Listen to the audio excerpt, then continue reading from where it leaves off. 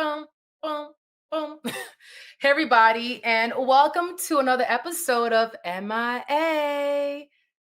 I am your host. I'm Nikki Says You Only Live Once, and we have a special guest today.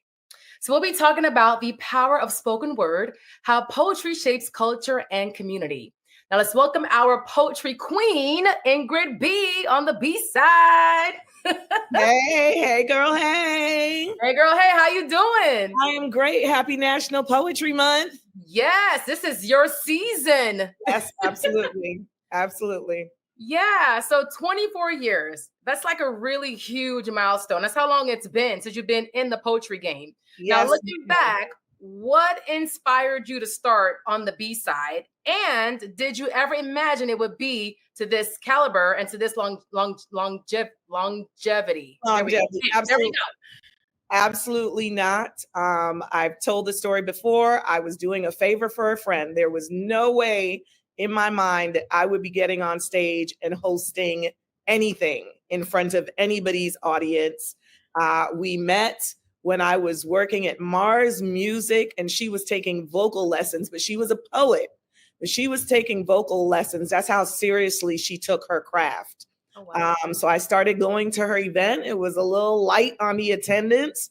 I'm in school. I'm in college. Listen, I had Barry University. We did a field trip to the poetry spot. My professor was really cool, and we figured out a way to incorporate that into the curriculum, into the syllabus, and we went. And however I could get people there, I did. One day she was like, I have an opportunity in Europe. I would like for you to host. I said, absolutely not. There's no way my fat self is getting on stage to do that. And this was about 60 pounds ago. So I don't know what I was thinking, because, you know, we as women, we do that, right? And then Here we are. Well, I never hosted that event because she never ended up going to Europe. But DJ Griot started a radio station, and I was the only we went to elementary school together. Wow. And I was the only person he knew in the spoken word world, even though I wasn't even in it yet. Mm-hmm. And he asked me to host a poetry show on Blaze FM, 94.7 Blaze FM. Mm-hmm. And I looked at it as an opportunity for my DJ. So I went ahead and did it. And then people started asking, well, how can we see this live? And so then another friend was like, hey, there's a restaurant right next door to my salon, because I live in salons, a restaurant next door to my salon, and you should do it there. And we did it there on 125th Street. It held 18 people, West African a restaurant called Calabash, and the rest is history. Wow. So you got out of your comfort zone. In the beginning, you were a bit nervous. You said, nah, I'm not going to do that. But now you just kind of like, the universe kind of steered you in that direction. So steered is such a gentle word. Pushed, kicked, forced, dragged, because I promise you, there was nothing in me that wanted to be on anybody's stage. When I was much younger, I wanted to be a dancer. And then I found out that dancers audition. I was like, oh, no. Yeah, that is not, I'm not an auditioning kind of person. So that is not going to work. All right. Well, this was your calling. So how has the South Florida spoken word scene evolved since you first curated these events? You know, our immediate crew was much younger. There were a lot more venues. It was a newer thing. The reason that poetry really evolved in South Florida the way it did initially is because of the Funk Jazz Lounge. It was a radio show that actually played soul music that was geared towards the kind of people in the audience that liked poetry. And they started a live music and poetry night at Hardaway's back in the day in Brickell that every and anybody wanted to be at. So the same way we go to Live on Sunday, we went to poetry on Thursdays. And once that died down, there were other venues that were already in existence, and then other venues that became. And I was one of those people that was in a venue before they came and then started events after they left. And that was really hey, this is mainstream. This is a really good form of entertainment. this is something to do in Miami. It's not just the club. Right. Yeah. And it was so I've attended a few of your events, and it's such a great experience. It's different. I want to say it's classy, it's for the grown and sexy. It's very intimate. And you put on such a great experience. Not a show, but it's like an escape. So y'all have to come it's therapy. It is therapy. It really It is therapy. And the more I do it and I watch, because I'm hosting, I'm watching the people. Like they come in and I'm kind of quiet. I'm watching who's talking to their friends because I'm like, do they really like each other? Is this a date? Okay. Like, is this the first date? Are they married? They not even touching each other. They in their phones. That's a married couple. They just like, yeah, we just here together on this date, but we got things to do in our phones. You know what I mean? Or who's in love, who brought flowers on the date. Like it's a thing. Who is there with their best friend? What I love is the women the women come by themselves. And I love that people feel like it's a safe space, that they can leave their house in their good shoes and their good outfit by themselves because they want to go out and just be on the B-side and feel safe doing that. Yeah. So it's definitely an experience, and everybody's experience is different. Well, can you share a moment that reaffirmed why you do this work? Perhaps a performance, a poet whose journey has been transformed on the B-side? Listen, last Monday, because there's so many. So let's just go to the last one that happened. We featured Antonia Janae. Antonia Janae is a South Florida artist. She's based in Broward. She has traveled internationally. She was mentored by our very own Miss Betty Wright. She toured with Joss Stone as a background singer. And she's always had music of her own. But because, and again, last time we talked, I told you I'm trying to use my words differently because South Florida isn't a great place for artists to grow. Mm-hmm. It will be, it can be, it should be. A lot of our artists move away and do not come back because it's so much easier to do it elsewhere. And I could give you a list of those people, you know what I'm saying?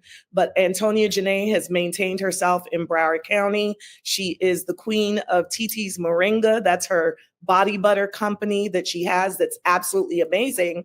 But 2014 was the last time that she performed.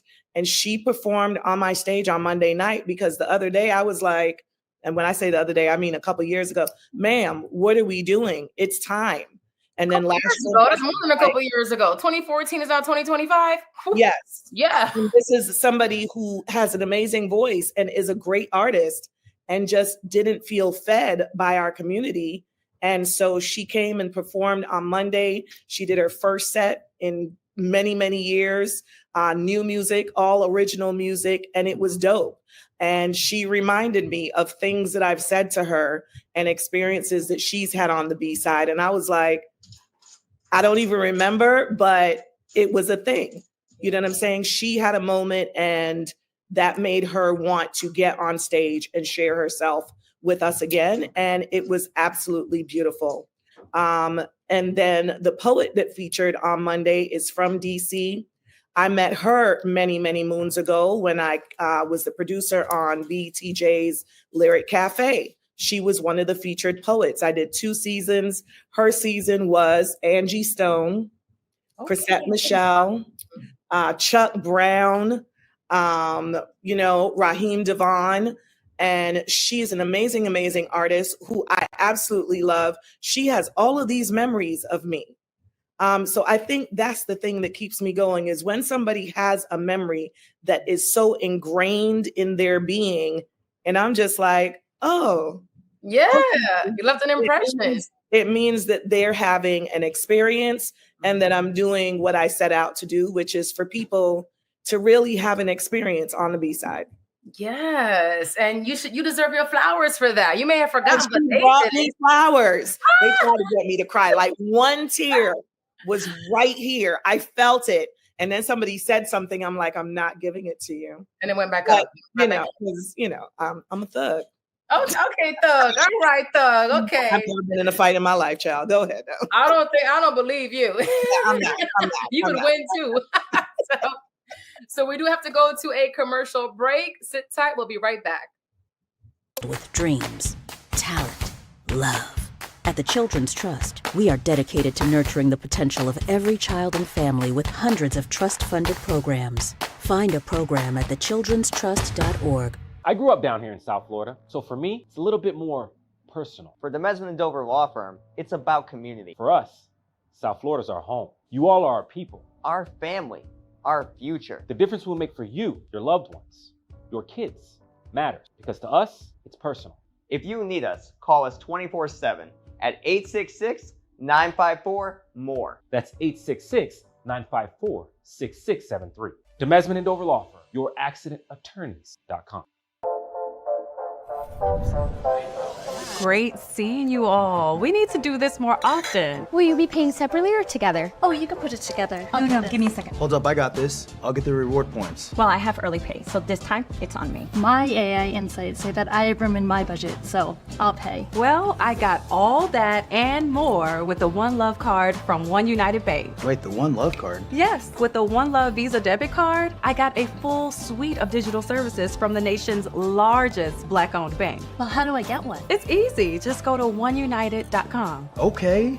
Kristen's got the One Love card and the check. When it comes to banking, One United Bank is where I want to be.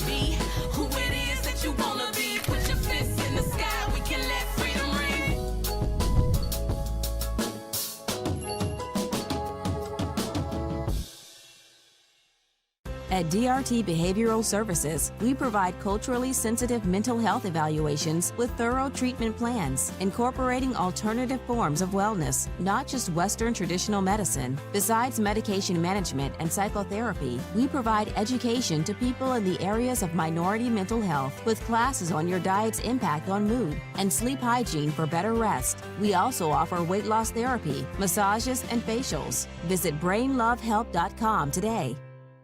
And welcome back. We're talking to Ingrid B on the B side.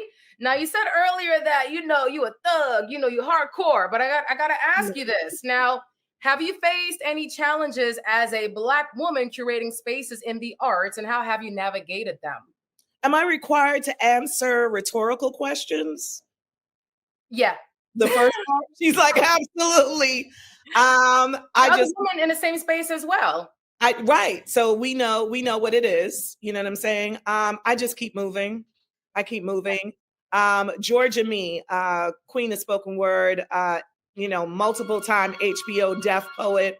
Georgia Me from Atlanta once told me, she said, the men support the men and the women support the men. Wow. And that stuck with me because it's true. Mm-hmm. And I'm not going to say, and women have really supported me though. South Florida, I would not be able to have done this for 24 years without my female audience. My audience is about 80 to 85% women of all ages. I have people that bring their mothers to the events for their birthdays. Like, okay, this is an appropriate thing I can do with my family member.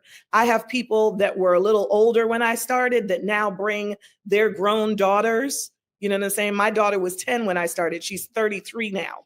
So it's multi-generational. It's really, we call it now the group chat. Mm-hmm. It's like the family group chat. And when you get there, you're like, wait a minute, I want to get in on the group chat. Why are they laughing so hard? They know something that I do not know. And that's what it is. Once you come, you're part of the family, you're part of the group chat. But I face what everybody faces, but I just keep going. This is my passion. It is. I have quit 700 times. So look at you, you're still standing. 700 times I have quit in my head. And within 5 minutes, I'm like, okay, wait, but maybe if I try this. Yeah. And that's really what it is. Like we tend to focus on those that don't, and we really should focus on those that do. And that's in anything. Support us, love us, take care of us, pay us. That's a big struggle as far as the evolving of spoken word. Forget the events. It's pay these poets. Yeah. We don't want poets to be an afterthought. Like, tickets aren't really selling well for this thing that we've put on for the city, and we're spending $50,000 on artists, but that poet, she's got a following. Let's ask her to come out for exposure. Absolutely not. Mm-hmm. Better run her some coin. Hey, right. Some coin, because she is worthy of it. Poets are getting Grammy Awards now. Were they worth it before the Grammys? Absolutely. But now it's like, okay, we are a part of the recording industry. We need to be recognized, acknowledged, and paid as such. And that would be the place where it has evolved. So poets now have something, the younger poets that didn't go through the trenches to get to this level, the Sekou Andrews, the Georgia Mees, the Shehans, the Rebecca Dupasses, the Sonny Pattersons that have been around for the past 20 years. You know what I mean? The Dichotomies, all these people, Will the Real One, Bertrand Boyd, our own Bertrand Boyd, Red Writing Hood, all these, they've been through it. They've been a part of the process. Now we've got new poets coming in. And so they need to know, like, hey, somebody got to run you some money, but you still got to do the work. You still have to hit the open mics. You're not that good. You still need to hone your craft. But there are definitely those that deserve to be paid and be on stage all over. Well, it seems like it's being respected more so than, it's like a more respected art form, and like we said, with the younger generation, I think because they're utilizing social media, it's a different way to brand and to have a bigger reach as opposed to being physically on the stage. So they're able to kind of dabble into both on the stage and also behind, the screen as well. You're going to say something? I saw you was going to say something. Well, as I was listening to you and I'm looking at you, I'm like, you know what? Poetry is to the arts world as Black women are to everybody else. Oh, the least respected and the least unprotected. Yeah. That's what it is. The other part of that, though, is, but we are the base. Poetry is the base to the music. Poetry is the base to whether you're a rapper or a singer, you're writing poems. Mm-hmm. You're writing poems. There is no world without Black women. There are no arts without poetry. It is what it is. Ingrid, that's a piece right there. You literally just spit a piece right there. You should write that down before you forget. Well, it's recorded. It's documented. That was really deep right there. It's already copyrighted. It's already copyrighted. Right. Yes, I got it. But that is that. When I think about it, when in answer to your question, those are the challenges. Not being respected. Yeah. You know what I'm saying? Oh, that little poetry thing you do. Please, we change lives. It is what it is. Everybody grows up eventually and wants to do something different. And we are the different that they want to do. The soul of South Florida is on the B-side. That's where it's at. All right, Ingrid, be on the B-side. Peace. All right. Peace out. And y'all, again, please go ahead and support Get on the B-side. So we are going to another commercial break, but coming up next are my co-hosts. I miss them dearly. Dr. Delvena, she's our board-certified psychiatrist, and also Imani Latifa. She's our arts and culture connoisseur. We'll be right back. Filled with dreams, talent, love.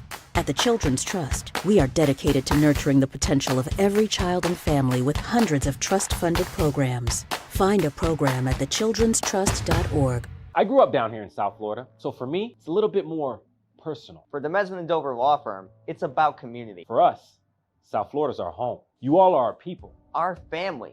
Our future. The difference we'll make for you, your loved ones, your kids, matters. Because to us, it's personal. If you need us, call us 24/7 at 866-954-MORE. That's 866-954-6673. The Mesman and Dover Law Firm, your accidentattorneys.com. Great seeing you all. We need to do this more often. Will you be paying separately or together? Oh, you can put it together. No, give me a second. Hold up, I got this. I'll get the reward points. Well, I have early pay, so this time it's on me. My AI insights say that I have room in my budget, so I'll pay. Well, I got all that and more with the One Love card from One United Bank. Wait, the One Love card? Yes, with the One Love Visa debit card, I got a full suite of digital services from the nation's largest Black-owned bank. Well, how do I get one? It's easy. easy. Just go to oneunited.com. Okay. Kristen's got the One Love card and the check. When it comes to banking, One United Bank is where I want to be.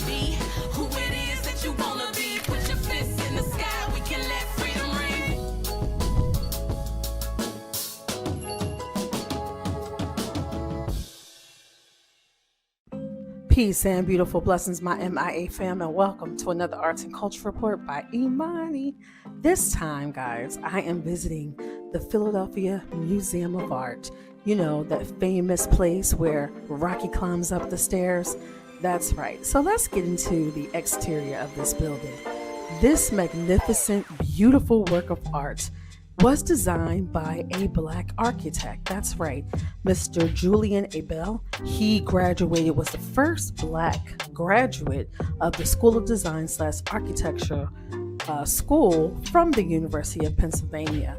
And his whole concept of this beautiful design, and we're about to pull around so you can see the front of it, was kind of like a Greek design, but I say it's Egyptian. And so this is that famous steps where Rocky climbs up the steps, where they shot Creed, the film, different Philadelphia classics. This is definitely always in the background. But inside this building, it has some absolutely amazing art. Now, a little bit more about Mr. Julian. He also was an alma mater of one of the first HBCUs, Cheyney University, and then went on to go to the University of Pennsylvania, which is Ivy League and HBCU Pride. Now, inside this building is some magnificent pieces of art. The place is so big, you're not even going to see it. You need at least 3 or 4 hours up in there. It's just too big. It's too big. So I got invited to do an afternoon, Sunday of art, and I was grateful because going up to Philly in March, it is absolutely freezing cold, whereas in South Florida, it was in the 70s and 80s, that beautiful weather, but freezing cold. So I arrived there, no walking outside because it's so cold, but I arrived there to meet some friends and to see some of the fascinating art that's inside the building. So here's a little peek of inside. So if you guys get a chance, you have to come to Philadelphia to visit this magnificent piece of work. Inside the museum, we have famous Black works of Jacob Lawrence, Romeo Bearden. We have Amy Sherlin, who's a contemporary artist, and more works by Kendall Wiley. So you have to check that out. It's absolutely magnificent. Look at this beauty here. Like, this is just one of the floors, but it was such an overwhelming amount of people in there that I just was trying to make my way through. So guys, here I am right here celebrating. I love museums. I was so happy to be in there, just kind of doing like a, hey, look at me, I'm in the museum. You know how we do our content creators stuff, but absolutely fun times. My next stop was a community garden that my friend runs in North Philadelphia. You know, every major city, whether it's Chicago, Philadelphia, Miami, there's a lot of gentrification in the Black communities. Okay. We're seeing the same thing everywhere. So this particular urban garden, Free the Land project, built by community members organizing, trying to bring the community back. In the summertime, they have classes, they do local setups to teach you how to do urban farming. There's that gentleman right there again, Mr. Julian Abel, 1902, who is the designer of the architecture of the art museum. So guys, thank you so much for watching. I appreciate your time. I'll see you on the next side. Peace and blessings. Hey, Nikki, it's Dr. Delvena, the Queen of Brain Love. It's time for another segment on mental health. Today's segment is about affirmations. Affirmations are vital for us. You may not realize that you're doing affirmations each day, but you are. I know you are. You probably get up and you tell yourself, today is going to be a good day. That is an affirmation. I have a couple of affirmations for you in the audience. I want you to check these out. This is the first affirmation. Be the best version of yourself. That is an affirmation. P.S. You got this. And you can do exactly what's happening here. You can place your affirmations on your mirror in the bathroom, on the wall of your bedroom, on the wall of your office. Have the affirmation nearby or in your phone so you can remind yourself. I have 4 more affirmations for you. Let's go. So Nikki, here's another short and sweet affirmation. Faith, period. Faith can move mountains. You gotta have faith. So whether or not you want to say faith, period, or you gotta have faith, or I have faith, I will always have faith. Whatever you want to do with this affirmation, include the word faith. This is one of my favorite affirmations. I can do all things through Christ who strengthens me. This is actually a Bible verse, Philippians 4:13, but I consider that an affirmation as well. This affirmation is simple, short, and sweet. Never let anyone dull your sparkle. Sparkle, baby, sparkle. Shine. Don't let anyone dim your light. Nikki, as we wrap this up, the last affirmation is laugh or laughter. Laugh every day, or I will laugh every day. Laughing is so healthy for us. Laughing and smiling increases certain chemicals, our neurotransmitters. It helps us to feel better. It helps to relax us. Try and smile or laugh every day. Every day I laugh. All right, everyone, say brain love, brain love. As we wrap this up, the laugh affirmation, I said the laugh. Brain love. All right, y'all. So thank you so much for tuning in for today's episode. Big shout out to Ingrid B. Get on the B side. Make sure you check them out every Monday and Flow Friday at Cat's Lounge. And also big shout out to my co-host, Dr. Delvena and Imani Latifa. We'll see y'all on another episode of MIA. So